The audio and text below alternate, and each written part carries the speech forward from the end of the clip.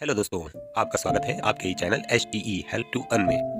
तो दोस्तों हम यहाँ अडानी ग्रुप के बारे में कुछ डिस्कशन करना चाह रहे हैं क्योंकि बहुत से लोगों के सवाल आ रहे हैं कि इसके शेयर में क्या किया जाए, अभी आगे की क्या स्थिति बनेगी। तो वही चीज़ें हम यहाँ पर डिस्कशन कर ले रहे हैं। हालांकि कोई मेरा उद्देश्य नहीं, मैं किसी को सलाह नहीं दे रहा हूँ कि कोई बेचे या खरीदे उसको, लेकिन न्यूज़ है ऐसी कि सबको मालूम होनी चाहिए। तो वो जानकारी मैं यहाँ पर शेयर कर रहा हूँ। बाकी आप देखेंगे यहाँ पे स्क्रीन पे अडानी इंटरप्राइजेस का चार्ट खुला हुआ है।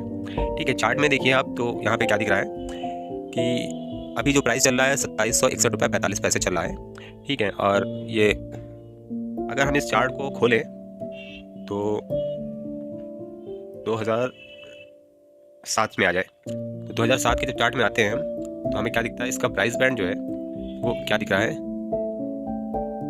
2007 में इसका प्राइस बैंड आ रहा है कम 10 रुपये के आसपास आ रहा है ना, और फिर ये उठा उठा उठा, लेकिन यहाँ पर मतलब लॉन्चिंग के टाइम का टाइम रहा होगा 100 रुपये के आसपास ये आया, उसके बाद फिर गिरा, फिर ये 100 रुपये के आसपास आया 2011 में, फिर वो डाउनफॉल वहाँ से लिया और बेस पे गया इस तरह से 2015 2019 तक यही मामला चला। ठीक है, 2019 के बाद या 2017 के बाद पता नहीं क्या चेंजेस आया इसमें कि उसके बाद से शेयर का प्राइस थोड़ा सा 100 के ऊपर भी गया, 100 के ऊपर मतलब 150 तक गया, और फिर 150 के जाने के बाद फिर फिर जो है वहाँ से फिर एक उठाव चालू हुआ है, मतलब उड़ान चालू जिसको कह सकते हैं। अब उसी उड़ान के चक्कर में सब लगते चले गए उसके पीछे, और ये अगर हम देखेंगे तो ये 259 हाई यहाँ पे मारा है इसमें लास्ट। वहाँ से जब ये गिरा है उसके बाद जो है ये क्या डेट थी मेरे हिसाब से, मार्च 2020 का ये टाइम है। हाँ एग्जैक्टली मार्च 2020 का ये टाइम है कि 122 रुपये 120 रुपये के आसपास तक, 120 रुपये के आसपास तक इसका शेयर गिरा, और फिर वहाँ से इसका शेयर जो है वापस हम देख रहे हैं 1 मंथ की कैंडल है ये। 1 मंथ की कैंडल कोई भी पूरे 2021 से ले लीजिए आप, 2020 से है ना, तो मार्च 2020 के बाद से मई 2021 तक कोई भी रेड कैंडल बनी ही नहीं। तो इंटरेस्ट तो था लोगों को, लोग बाय कर रहे थे, या लोगों का था या किसका था, जिसका भी था वो इंटरेस्ट था बाय करने में, वो लोग बाय कर रहे थे। ठीक है, तो दोस्तों आप देख रहे होंगे कि ये इतना ज़्यादा बढ़ा और बढ़ने के बाद भी लोगों का इंटरेस्ट कम नहीं हुआ, तो लोग अब इंटरेस्ट ले रहे थे। कोई चीज़ 2 टाइम्स हो चुकी है, 3 टाइम्स हो चुकी है, और इतने कम टाइम में हो रही है, इसका भी लोगों को ख्याल नहीं आया। वो लोग इन्वेस्टमेंट करते रहे, ना पी रेशियो देखा उसका, ना कुछ देखा, और उसके पीएस की वैल्यू भी नहीं देखी कि पीएस क्या कर रहे हैं। हमारे हर मार्केट का एक पी होता है, कम से कम पी देखकर इन्वेस्टमेंट करना चाहिए लोगों को। अब लोगों ने गलती की है तो दिक्कत वाला शेयर इस टाइम तो हाई है, और अब क्या करना है उन्हें ये तो वो खुद ही डिसाइड करेंगे। हाँ, बात रही कि कितना गिर सकता है मार्केट का शेयर अडानी इंटरप्राइजेस, तो अब ये मंडे का दिन डिसाइड करेगा कि मंडे के दिन ये क्या करता है। तो हम एक मिनट ये देख लेते हैं, 30 मिनट के चार्ट पे देख लेते हैं कि क्या इसने वर्क कराया, लास्ट में क्या फॉलो अप बाइंग आई है या नहीं आई है। तो लास्ट में कुछ फॉलो अप बाइंग जरूर आई है, हो सकता है वो शॉर्ट कवरिंग रही हो, ये पॉसिबिलिटीज हो सकती है, लेकिन सर्किट लग रहे हैं और थोड़ा सा कुछ follow up buying Adani enterprises में दिखी है हमें। तो ये तो अडानी इंटरप्राइजेस की बात हो गई, लेकिन जिस हिसाब से न्यूज़ है हिडनबर्ग का जो बैकग्राउंड है उसके हिसाब से तो इस वक्त मामला थोड़ा सा संगीन है। हमें डिसीजन लेने में बड़ी दिक्कत होगी कि हम बेचें कि इसको रखें। तो ये तो आपके रिस्क एपिटाइट पे डिपेंड करता है कि आप कितना रिस्क ले सकते हैं। तो अगर आप रिस्क ले सकते हैं तो आप होल्ड करिए, आप रिस्क नहीं ले सकते हैं तो आप बेच सकते हैं। मेरी राय यही है कि वो आप पे डिपेंड है कि आप कितना रिस्क ले सकते हैं। मेरे पास होता, वैसे मेरे पास कोई शेयर अडानी के है नहीं, और अगर होते भी तो मैं जो है जो भी करता वो मैं अपने मन से करता। सुनता तो आपने सब किया है, लेकिन करता अपने मन की है, तो फिर आप अपने मन से ही करिए। ठीक है, और अब बात कर लेते हैं। और दोस्तों ये मैंने अडानी ट्रांसमिशन का चार्ट खोला हुआ है, इसमें भी आप देख रहे हैं 1 मंथ का चार्ट है। इसमें तो पहले से ही सेल चालू है, बिकवाली चालू है, मतलब इसमें किसी को या तो न्यूज़ मालूम रही होगी या जो भी रहा होगा, बहरहाल पहले से इसमें से लोग अपने शेयर्स खाली कर रहे हैं। और इसमें भी अगर हम बैक साइड जाते हैं, थोड़ा सा पीछे चल के देखते हैं कि क्या हुआ है एक्चुअली, तो वही सीन मिलता है हमें देखने को। इसमें भी वही सीन है, जो सीन अडानी इंटरप्राइजेस में था वही सीन इसमें भी है। इसमें जो है ये भी 30 रुपये 130 चल रहा था, और 2016 17 में इसको पर लग गए, और ये वहाँ से फिर मूव करना शुरू कर दिया। तो फिर इसने पीछे मुड़कर केवल और केवल वो कोविड के टाइम में ही देखा होगा, मैं थी उससे पहले उसने देखा नहीं मुड़कर। थोड़ी बहुत बिकवाली रही है इसमें, लेकिन 2018 में थोड़ी बिकवाली रही है, उसके बाद बीच में बिकवाली थोड़ी बहुत रही है, लेकिन कोविड के बाद से देखिए तो उसमें बिकवाली का कोई निशान ही नहीं मिलता है सही कि कोई कायदे की बिकवाली रही हो। एकदम एक लाइन से जो है वो थोड़ा बहुत रहा होगा, बाकी इसमें केवल स्टीप राइज था। ठीक है। तो अभी लोगों ने बेवकूफ़ी तो की है कि चीज़ों को चेक किया बिना बिना उसके फंडामेंटल समझे, रिस्क लिया है तो फिर रिस्क में दोनों चीज़ें होती हैं, लॉस भी होता है, प्रॉफिट भी होता है। तो ये तो हर आदमी को पहले सोचना चाहिए। जैसे कि देखिए कि म्यूचुअल फंड कंपनी है, वो अपना कुछ भी सेल करती है तो डिस्क्लेमर देती है आपको। वो बहुत कई पन्नों का डिस्क्लेमर रहता है, उसमें आप पढ़ते हैं कि नहीं पढ़ते हैं, लेकिन उसको पढ़िए तो इतना डर आप जाएंगे शायद ही आप इन्वेस्टमेंट करें उसमें। तो ये सब सोचने की चीज़ें हैं पहले, इन्वेस्टमेंट से पहले। इन्वेस्टमेंट के बाद सोचना क्या है, समझना चाहिए कि अभी क्या करना है। डिसीजन मेकिंग उस टाइम होती है कि आप क्या कर सकते हैं इसमें। तो न्यूज़ आप देख ही रहे हैं तमाम। और देखिए, जब शेयर मार्केट का एक रूल है ये भी कि उठाती है तो फिर उठाती है, फिर आप सोचेंगे कि अब रुक जाएगी, अब नहीं बढ़ेगी, लेकिन वहाँ से फिर और वो उठाती है ना। तो ऐसा होता है शेयर मार्केट में। तो जिसको उठाएगी बहुत उठाएगी, और जिसको नहीं उठाएगी तो बिल्कुल नहीं उठाएगी, और जिसको गिराएगी तो फिर गिराएगी, फिर वो उठेगा तो उठ नहीं पाएगा। ऐसी चीज़ें शेयर मार्केट में होती हैं। सेंटिमेंट्स हैं, सेंटिमेंट्स काम करते हैं। सेंटिमेंट्स तो न्यूज़ के अकॉर्डिंग नेगेटिव है। तो इनका FPO जो आ गया, FPO भी जो है 1% सब्सक्राइब हुआ है अभी तक। और अभी FPO में ये क्या करते हैं, डिस्काउंट में देते हैं कि आगे क्या करते हैं, FPO की डेट एक्सटेंड कर देते हैं। दो में से एक चीज़ें हो सकती हैं, तो FPO की डेट एक्सटेंड हो जाए और या तो FPO को डिस्काउंट में दें थोड़ा सा ये। लेकिन अभी जो स्थिति चल रही है कि मार्केट में खरीदार नहीं है, और मार्केट में मेन अभी खरीदार चाहिए। इनके शेयरों को लोग खरीदें, कोई पावरफुल बायर चाहिए, क्योंकि जो शॉर्ट करने वाले हैं, अगर बाकी सब रुके भी रहें, समझ रहे हैं मेरी बात, कि अगर जो शेयर होल्डर्स हैं अगर वो ना भी बेचें, तब भी जो शॉर्ट करने वाले हैं वो इनके शेयर्स को सेल करके नीचे ले जाएंगे। तो ये एक इशू बन गया है सबसे बड़ा कि यहाँ पे बायर्स चाहिए, और मजबूत बायर्स चाहिए। अगर मजबूत बायर्स नहीं आते हैं, ये मंडे का सेशन में क्लियर हो जाएगा कि अगर मजबूत बायर्स नहीं आते हैं, किसी लेवल पे इसको होल्ड नहीं कर पाते हैं, तो मामला मुश्किल दिख रहा है। और देखिए, दूसरी चीज़ ये है कि भाई जिनके जिनके होल्डिंग है, हर आदमी चाहेगा कि वो रिस्क को समझ रहा होगा, और सैकड़ों लोग लगे होंगे इस टाइम पे, उनकी बैलेंस शीट को चेक कर रहे होंगे, उनके तमाम चीज़ों को चेक कर रहे होंगे, उनके फाइनेंशियल्स चेक कर रहे होंगे सारे, कि कहीं से कोई मजबूती मिले या कहीं से कोई कमज़ोरी मिले। तो इस वक्त वो क्या कर सकते हैं, कैसे कर सकते हैं, ये तो वही जानते होंगे। अब जो हम कर सकते हैं वो हम एनालिसिस कर रहे हैं। बहुत ज़्यादा डीपली एनालिसिस करने से कोई मतलब नहीं है, मंडे की मार्केट ही बताएगी कि क्या करना है। मंडे की मार्केट में अगर कोई लेवल स्टॉप होता है, कोई लेवल होल्ड करता है तो ठीक है, वरना मंडे के बाद फिर इसका जो है मामला बड़ा दिक्कत में रहेगा। तो अब सैटरडे और संडे 2 दिन इन लोगों को मिले हुए हैं।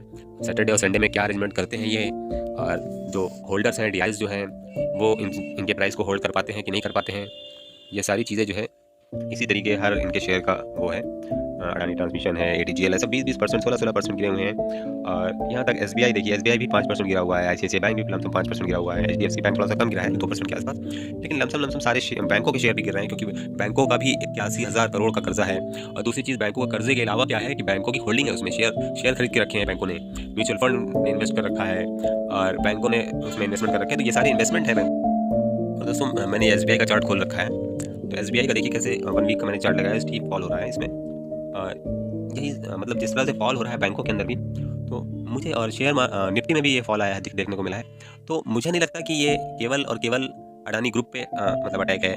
अडानी ग्रुप को लेकर ये पूरे इंडियन मार्केट पे अटैक है, अगर देखा जाए सही मायने से। तो क्योंकि हम इंडियंस हैं तो हम ये ज़रूर कहेंगे कि ये चीज़ें गलत हैं, नहीं करनी चाहिए। लेकिन अब हकीकत क्या है, सच का भी कुछ होता है, सच भी कोई चीज़ होता है। तो अब सच क्या है वो भी हम जानना चाहते हैं। ये सारी चीज़ें हमें न्यूज़ से ही पता चलेंगी।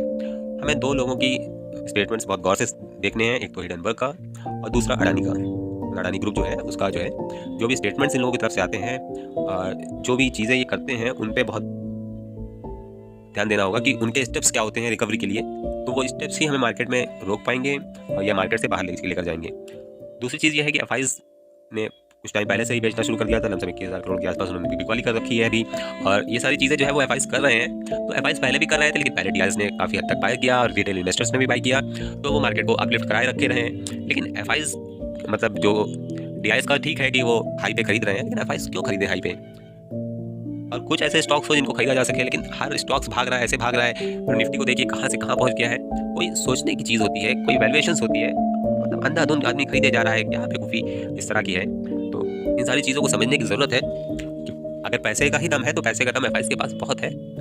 ऐसा नहीं है कि आप जो है पैसे का दम FIs को दिखाएं और जो है, तो शॉर्ट करने के लिए तमाम फॉरेन बैंक्स बैठे हुए हैं जो शॉर्ट कर सकते हैं, लेने के लिए बैठे हुए हैं, बाय करने के लिए बैठे हुए हैं। उनको प्राइस नहीं मिल रहा है इसलिए नहीं बाय कर रहे हैं। प्राइस मिलेगा तो ज़रूर बाय करेंगे। तो वैल्यूएशन जानते हैं, वैल्यूएशन निकालते हैं, R&D करते हैं, एनालाइज़ करते हैं, तब जाकर किसी चीज़ को खरीदते हैं, वो वहाँ पैसा डालते हैं। यूँ ही वो पैसा नहीं डाल देते हर जगह।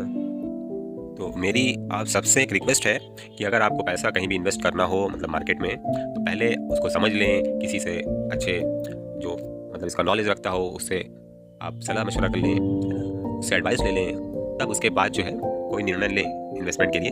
और यूं ही बाजार ने कहा कि नहीं ये भाग रहा है, ये शेयर बहुत अच्छा, ये मल्टीबैगर है, वो मल्टीबैगर है, लोग भाग भाग कर ले लेते हैं। तो भाई बाजार का काम है अफवाह उड़ाना, वो अफवाह उड़ाता है या न्यूज़ है जो भी है तो इसी पे चलता ही है शेयर बाजार, न्यूज़ बेस्ड।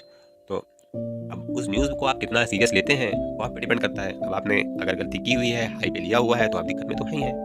अब इसको बेहतर यह है कि बैठकर अपने लोगों से और सबसे जो है मशवरा करें बैठकर कि क्या कर सकते हैं, इसको कैसे जो है सही किया जाए, और फाइनेंशियल एडवाइज़र से कोई अपने राय मशवरा ले लीजिए, बेहतर यही है। और बाकी इधर उधर की न्यूज़ के चक्कर में आप मत पड़िए। न्यूज़ के चक्कर में देखिए, अगर देखिए जो शॉर्ट सेलर्स हैं वो तो शॉर्ट कर ही रहे हैं। अब अगर शेयर होल्डर्स भी बेचने लगेंगे तो बहुत दिक्कत होगी शेयर्स को, तो इनकी प्राइस में बहुत दिक्कत होगी। जब तक शेयर होल्डर नहीं बेचते हैं तो बहुत बड़ी दिक्कत नहीं है। जैसे कि आपने रिलायंस को आपने देखा होगा, काफ़ी टाइम पहले उसको भी शॉर्ट किया गया था, लेकिन रिलायंस मजबूत थी, उसके कोई ऐसे मामले नहीं आए थे, इस टाइप की न्यूज़ कोई ऐसी नहीं थी, केवल शॉर्ट किया गया था उसको। तो अंबानी जी ने उसको मतलब होल्ड किया और उनके शेयर होल्डर्स ने मजबूती से उसको पकड़े रखा, मामला सही हो गया, वो अपने ट्रैक पे आ गए। आज रिलायंस है। और दूसरी चीज़, वर्ल्ड के टॉप 10 में एंट्री कर ली और वर्ल्ड के 3rd नंबर पे आ गए। तो देखिए, एक तो हर आदमी चाहता है कि मैं जो है टॉप 10 में आऊँ, कौन नहीं चाहता भाई, मैं भी चाहता हूँ, आप भी चाहते होंगे, जो भी न्यूज़ देख रहे हैं वो सब चाहते होंगे कि जो भी ये वीडियो देख रहे हैं वो सब चाहते होंगे कि मैं उस टॉप 3 में आ जाऊँ, वर्ल्ड के टॉप 3 में मेरा भी नाम हो जाए। तो जो टॉप 3 में या टॉप 10 में ऑलरेडी हैं वो क्या चाहेंगे कि उनको कोई रिप्लेस कर दे। जैसे कि आपने सुना होगा कि वो सलमान खान और शाहरुख खान और जो कुछ स्टार्स हैं बॉलीवुड में, तो बैकआउट बॉलीवुड क्यों चल रहा है? बैकआउट बॉलीवुड इसीलिए चल रहा है कि किसी को जगह नहीं मिल पा रही है वहाँ पे। नए चेहरे जा रहे हैं लेकिन वो संघर्ष करके चले आ रहे हैं, उनमें से शायद ही कोई मतलब अपने आप को डेवलप कर पाया हुआ। तो कारण क्या है?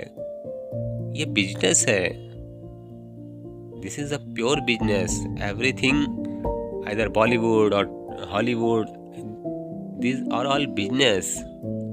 यहाँ कोई नहीं चाहता कि आप जो है उसकी जगह उस पे आ जाएं और उसको हटा दें, उसको नीचे कर दें, आप ऊपर चले जाएं, कोई नहीं चाहता। तो वही चीज़ें वहाँ भी अप्लाई होती हैं, ऐसा नहीं है। तो उसी तरीके से चीज़ें हैं, आप बायकॉट करेंगे, कब तक करेंगे? एक ना एक दिन जो है, क्योंकि पैसा पैसे को बनाता है, पैसा जो है वो पैसे को बनाता है। यहाँ पैसे की पावर ही रोक सकती है कोई चीज़। पैसा नहीं होगा बाय करने के लिए, अगर पैसा होगा, कोई स्ट्रांग पार्टी आती है और बाय करती है, बाय करने लगती है शेयर्स को, तो और ये उड़ जाता है, मंडे के दिन स्ट्रेंथ दिखाता है, तो पॉसिबिलिटीज़ ये है कि ये बहुत हाई भी जा सकता है। ऐसा नहीं है, जितने शॉर्ट्स हैं वो उल्टे हो जाएंगे। तो अब देखिए मंडे को क्या मार्केट होती है, उसी हिसाब से आप डिसीजन लीजिए और किसी फाइनेंशियल एडवाइज़र से आप राय लीजिए, बेहतर ये है। और बाकी अपने घर में इस चीज़ को, क्योंकि लॉस हुआ है आपको, तो घर में उसका जिक्र कर लीजिए, समझ लीजिए, जो आपकी फैमिली मेम्बर्स हैं उनसे राय ले लीजिए कि क्या किया जाए, और एक राय बनाकर वो काम करिए, ताकि आपको जो है अपनी फैमिली में रहना है तो समझ लीजिए कि उनसे राय ले लीजिए तो वो आपके हित में ही राय देंगे। बाकी दुनिया का क्या है, दुनिया अपने हित में राय देती है, ठीक है। तो बेटर यही रहेगा। और मैं कोई राय नहीं देना चाहता कि आप बेचिए या क्या करिए। मंडे को आप देखिए मंडे को क्या प्राइस एक्शन बनता है, और अगर आपकी स्थिति होल्ड करने की है तो आप होल्ड कर सकते हैं, आपकी स्थिति नहीं है तो आप नहीं होल्ड करिए, वो आपकी स्थिति पे है। तो अपनी स्थिति का जायज़ा आप अपने परिवार से लीजिए, तो वो ज़्यादा अच्छा रहेगा किसी और से लेने के बजाय, क्योंकि परेशानी में वो फैमिली ही काम आती है, बाज़ार वाले नहीं काम आएंगे, ठीक है। और अगर आपने चैनल को सब्सक्राइब नहीं किया तो प्लीज़ चैनल को सब्सक्राइब कर लीजिए, और वीडियो अगर अच्छी लगी हो तो प्लीज़ वीडियो को लाइक कर दीजिए, और अगर अपने दोस्तों को शेयर करना चाहे तो शेयर भी कर सकते हैं। Thank you for watching my video.